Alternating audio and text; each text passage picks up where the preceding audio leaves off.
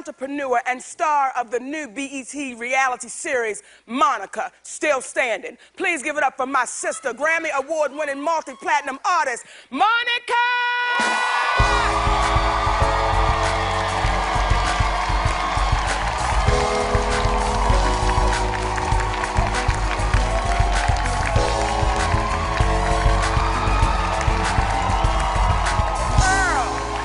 Amazing. Y'all give it to our baby. Before I say anything, what size are those damn boots? You could get them. Baby, those boots are so hot. I'll leave them in your dressing room.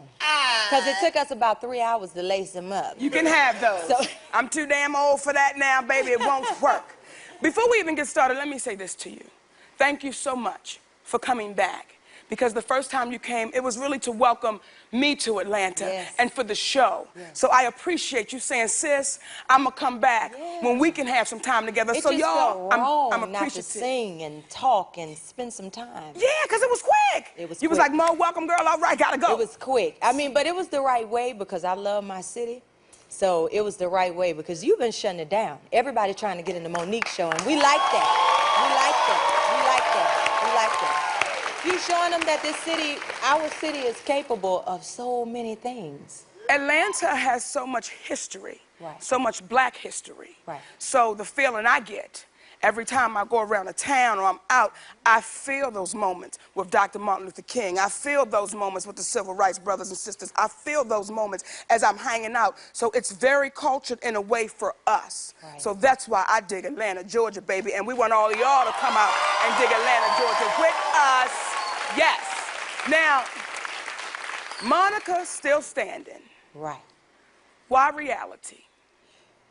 I think that for me, if you read the Bible, it tells you that he brings you through things for a reason.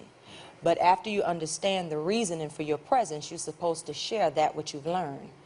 And I just felt that it was an easy way for me to reach the masses because I won't get a chance to talk to every person individually, but now I can talk to everybody at one time. And for those who judge and criticize it, then it means they're not ready to hear what he is putting through me. I'm just the vessel of what he wants me to do. You know, I'm just learning that. So, I mean, I'm not perfect.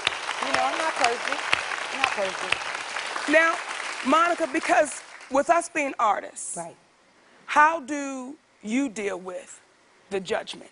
How do you deal with the criticism? How do you deal with people that don't know you, that have so much to say? Because I think it's important for other artists to hear how we do deal with it, because oftentimes, there was a time in my life I'm like, I'm gonna whip her ass if she say something else. But now that we're more mature, how do we deal with it, or does it still come off from time to time? Yeah, I'm shaking the devil loose, you know? I mean, but in reality, I found that usually if you look where negative things are coming from, it's a lot of negativity amongst the sender.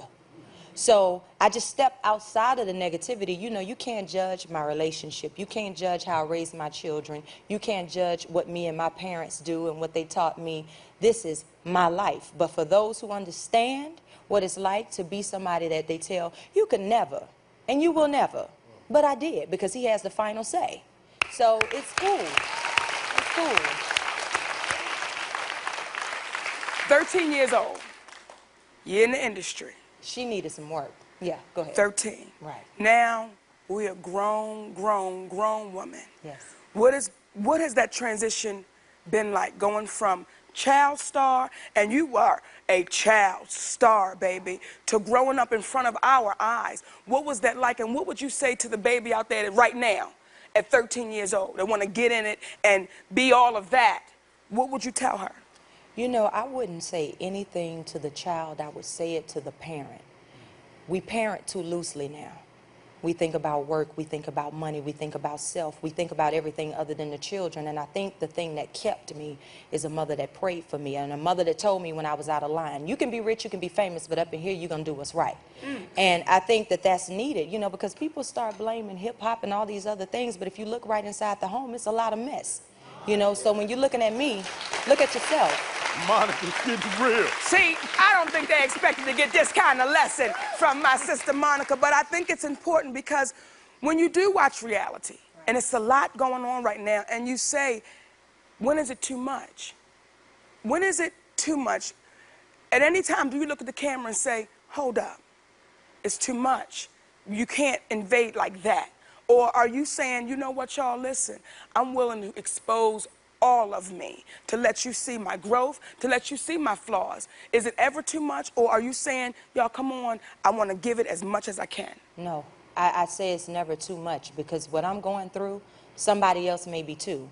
So when I get up in the morning and, you know, for the longest, only my fiance saw me in my scarf and my pajamas that I get from Walmart. But it was okay for the rest of the world to see that I'm just like them. And that brings me back to why I think I'm really still standing in the music industry side of it, is because I never lied to the people. This is who I am. If you're looking for perfection, it does not exist. So I don't try to pretend I'm perfect. You know, I did things a lot of different ways for a lot of different reasons, but in my growth I learned, and I just share it and keep moving. And I think that makes it easier for me to just see my people and give them a hug, and they feel like they know me. I don't feel like a stranger to them, because it's not just about entertainment, you know. So it's a different thing. It's a new day for me in my life, and it's going to be some young girl that's been through some of the things that I have that is looking forward to her new day. So if she can see that through me, then this show will be worth it. It'll be worth it.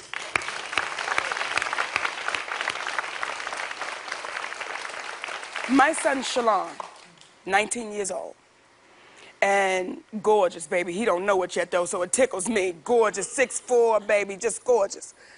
But I can remember being in the business, and when I first got into business, I was very excited, and I wanted the world to see it all and everything, and I would put him in photo shoots and interviews, and when he got older, he said, Mommy, that was your choice. You never even asked my permission or if it was okay to put me in front of that camera. So now Sydney and I are very guarded with the twins and Michael. It's like, you know what? These are ours, because I was so open and I was so saying, here he is. And I didn't realize when he was on the basketball court or when he was with his friends or people were starting to dig him because Monique was his mother. So how do you explain that to your babies? And right now, they babies. They're really babies. Yeah. They're really babies. But what I do is I gauge things by their actions. I know my children. I spend a lot of time with them. And I know for me that they enjoy being with me more than they do being apart from me. So that's a part of what comes with being with me. You know, we travel together, we're on the tour bus together, and I do things that make them most comfortable, but if they don't feel like it, we don't do it. And it's funny that you said that. That's the very reason that my clothing line is not in stores yet. I do everything based off the children. The clothing line was for them. It's called Regions of Rock, and it's only for boys, you know. And I said, well, these are my models. I always admired the way Kimora Lee Simmons kept her girls involved. Yes. And those babies love it. I mean, they like to walk the catwalk. And, you know, so with boys, it's a little different. I ask. And if they say no, then it's no. And I'm fortunate enough to have a staff that understands that I let them make their choices, you know, and the rest of the time is spent with me, their mom, you know, because my son told my mom, he said, Nana, those people outside looking for Monica. I said, well, who am I?